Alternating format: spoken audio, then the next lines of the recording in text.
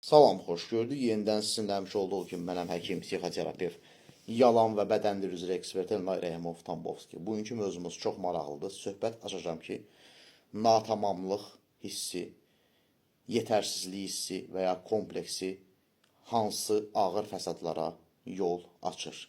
Təbii ki, burada natamamlıq, yetərsizlik hissi deyəndə bu çox vaxt real məsələləri yansıtmır. Yəni, real yetərsizliklər çox vaxt olmur.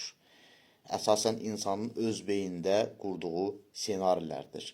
Öz beynində qurduğu ideal obrazın senariləridir ki, bunun da altında özünü günahlandırma və utanma duyğusu yatır. Yəni, yetərsiz olduğuna görə insan özünü günahlandırır və utanır. Təbii ki, özünü günahlandırma duyğusu biraz elə yüngüldür. Bu o deməkdir ki, mən ümumilikdə yaxşıyam, lakin pis işlər görmüşəm, pis pozisiyada olmuşam. Lakin özünü utandırma duyğusu isə, utanma duyğusu isə o deməkdir ki, yəni mən nə edirəmsə, nə deyirəmsə, nə hiss edirəmsə fərqi yoxdur, mən çox pisəm. Natamamlıq kompleksində belə bir inanc var. Mən kifayət qədər yaxşı deyiləm. Mən ideal deyiləm. Mən hökmən ideal olmalıyam. Mən hökmən mükəmməl olmalıyam. Və bu mükəmməllik kompleksinə gətirir, çıxardır. Mükəmməllik kompleksində isə belə bir inanc olur. 0-1 şəklində işləyir. Mən əgər mükəmmələmsə, hər şey əladır, superdir. Əgər mükəmməl deyiləmsə, ideal deyiləmsə, hər şey bərbaddır, vəziyyət çox pisdir. Və təbii ki, mükəmməlliyin idealizasiya forması, yəni ideallaşma tam olaraq mümkün olmadığına görə, yəni məsələlərin təbiəti gərəyi, təbiətin qanunlarına görə bu mümkün olmadığına görə hər şey elə bərbad vəziyyətdə olacaq.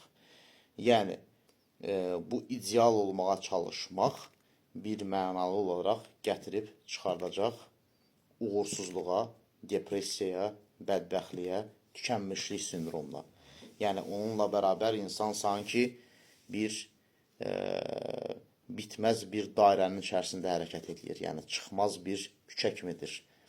Nə sağa, nə sola, nə yuxarı, nə aşağı heç bir yerdən yol yoxdur. Və bu proses necə işləyir, onu izah eləmək istəyirəm. Mükəmməllik kompleksi yaşayan insan, yəni təbii ki, bu natamamlığın nəticəsidir. Hər zaman düşünür ki, mən bir şeyi kifayət qədər yaxşı etməsəm, yəni ideal etməsəm, ideal olmasam, ideal düşünməsəm, ideal geyinməsəm, yəni bu da özünə qeyri-realistik standartların qoyması ilə əlaqəlidir. Nəticə etibarilə heç kim məni sevməyəcək, heç kim məni qəbul etməyəcək, heç kim mənə hörmət etməyəcək, heç kim mənim yanımda olub məni dəstəkləməyəcək, heç kim mənə önəm verməyəcək. Nəticə etibarilə mən başqaları tərəfindən günahlandırılacam və tənqidə məruz qalacam və utandırılacam. Və əgər bunlar da olsa, mən artıq bitmiş hesab olunuram, mən məhv olmuş hesab olunuram, mən artıq insan deyiləm. Bax, bu formatda yəni insan həyatını məhv eləməyə başlayır. Elə bu inancın nəticəsində də, mükəmməllik kompleksinin nəticəsində də insan hər bir şeyi təxirə salmağa başlayır.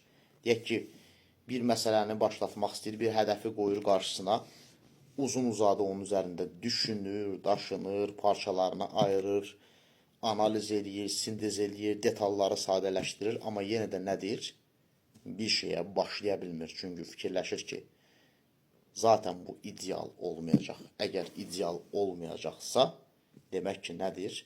Hər şey çox bərbaddır. Bu ideal olmamaqdansa, ən yaxşısı bunu başlamamaq yaxşıdır. Və bunun nəticəsində insan ümumiyyətlə heç bir işi ya başlada bilmir, ya da yarımçıq buraxır, axıra kimi görə bilmir. Çünki orada qüsurlar və səhvlər var. Amma bir də var ki, sağlam mükəmməliyyətçilik. Sağlam mükəmməliyyətçilik bilir ki, ilk başlayarkən heç bir şey ideal formada ola bilməz. Hər şey yavaş-yavaş inkişaf eləməyə başlayır. İnsanın səhvləri düzəldilir, optimizə olunur, yenilər əlavə olunur, yanlışlar və yaxud da pislər çıxarılır, lazım gəlsə onlar düzəldilir. Zəif tərəflər əgər mümkündürsə gücləndirilir, yaxşıları bir qədər də yaxşılaşdırılır və ana prinsiplərdə saxlanılır. Bu sağlam mükəmməliyyətçilikdir. Yəni sağlam mükəmməliyyətçi olan adam bilir ki, o yıxılma və düşmə sahəsində inkişaf eləyir. Yəni düz xətt üzərində yox. Səhvlər edir və səhvlər üzərində nə edir? İşləyir ki, gələcəkdə o səhvlərə yol verilməsin. Yəni bu sağlam mükəmməliyyətçilikdir. Sağlam mükəmməliyyətçiliyin arxasında isə idealizasiya durmur.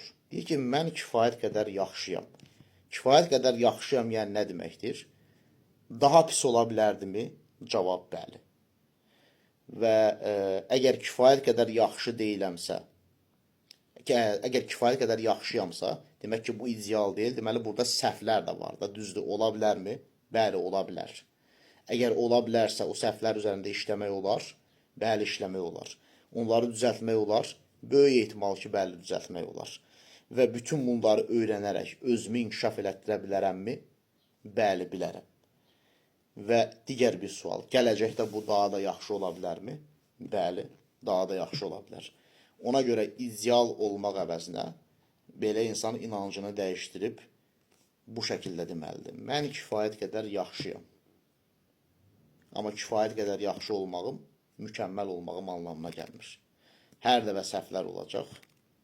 Hər dəfə öyrənməli nəsə olacaq, hər dəfə müqayisələr olacaq və hər dəfə inkişaf elətdirmələr olacaq və gələcəkdə bu daha da yaxşı olacaq. Bir sözlə mükəmməllik bir prosesdir, mükəmməllik bir son deyildir. Yəni bir patoloq deyil, yəni ondan o yanası yoxdur. Yəni insan yaxşılaşma üzərində sonsuz sayda yaxşılaşa bilər. Ona görə daimi öyrənirsən, özlərində işləyirsən. Və buradan belə bir nəticə çıxır ki, biz özümüzə səhv buraxmağa da icazə verməliyik. Çünki bu normal həyatın, real həyatın bir parçasıdır. Səhvlərimiz üzərində də nə etməliyik? İşləməliyik. Ən əsas məsələlərdən biri eyni səhvi təkrarlamamalıyıq. Eyni səhvi təkrarlamaq artıq nədir? Axmaqlıqdır. Və nəticə itibarilə hər zaman bunu yadda saxlayaq ki, biz ən uzağa kifayət qədər yaxşı ola bilərik. Biz ideal ola bilmərik. Bizim ideal olmağa da ehtiyacımız yoxdur. Əksinə, hər şeyin ideal olması, hər şeyin bitməsi deməkdir. Artıq inkişaf yoxdur, artıq hədəf yoxdur, artıq yeni öyrəniləsi bir şeylər yoxdur, ümumiyyətlə yenilik yoxdur. Siz fikirləşin ki, siz ideal olsaz, hər şeyi bilsəz, hər şey əla olsa, hər şey super olsa, hər şey qüsursuz olsa, o zaman yaşamağa sizin marağınız olarmı? Təsəvvür edin ki, bir problemsiz bir həyatdır. Bu zaman yaşamağa sizin marağınız olarmı? Təbii ki, yox. Diqqətinizə görə minnətdaram. Sağ olun.